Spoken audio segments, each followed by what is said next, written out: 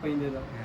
ਫਾਇਦਾ ਮੈਂ ਨਾ ਆਖਿਆ ਉਸ ਕਾਲ ਪੂਰਾ ਆਪੜਿਆ ਨਾ ਮੈਂ ਤੇ ਇਸ ਹਿਸਾਬ ਨਾਲ 10 ਮਿੰਟ ਲੇਟ ਬੰਨਣ ਘੰਟਾ ਦਾ ਮੈਂ ਕੱਲਾ 11 ਭਰਿਆ ਪਤਾ ਨਹੀਂ ਮੈਨੂੰ ਇਸ ਗੱਲ ਕਿੰਨੇ ਕਹਿ ਰਹੇ ਭਰੇ? ਇਹ ਕਹਿੰਦਾ ਸਾਰੀ ਭਰ ਦਿੱਤੀ ਹੁਣ ਹੈ ਤਿੰਨ ਭਰੇ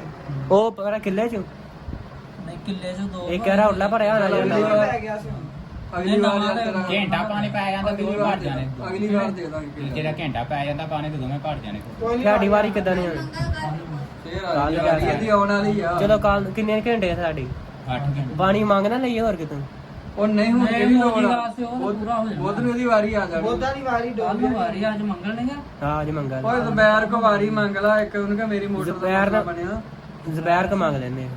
ਕਿਹੜਾ ਜ਼ਬੈਰ ਕਿਹੜਾ ਰਕਸ਼ੇ ਵਾਲਾ ਨਹੀਂ ਹੱਸੜ ਆਹ ਉਹਦੇ ਕ ਮੰਗ ਲੈਨੇ ਬਾਬਾ ਖੁਸ਼ੀ ਆ ਨਾ ਜਾਣਾ ਮੈਂ ਸਵੇਰੇ ਨਾ ਅੱਗੇ ਪਿੱਛੇ ਵਾਲੀ ਮੰਗਾਂਗੇ ਹਫਤੇ ਦੇ ਲਾਗੇ ਤਵਾਰ ਲਾਗੇ ਜਾ ਆ ਕਾਲ ਦੀ ਨਾ ਮੰਗਿਓ ਕੋਈ ਨਹੀਂ ਮੋਟਰ ਤੇ ਸਾਲ ਲੱਗ ਜਾਣਾ ਸਾਲ ਨਹੀਂ ਕਾਲ ਦੀ ਨਾ ਮੰਗਾਂਗੇ ਅਗਲੀ ਮੰਗ ਲਾਂਗੇ ਫੇਰ ਉਹਨੂੰ ਦੇ ਆ ਪੈਸੇ ਫਿਰ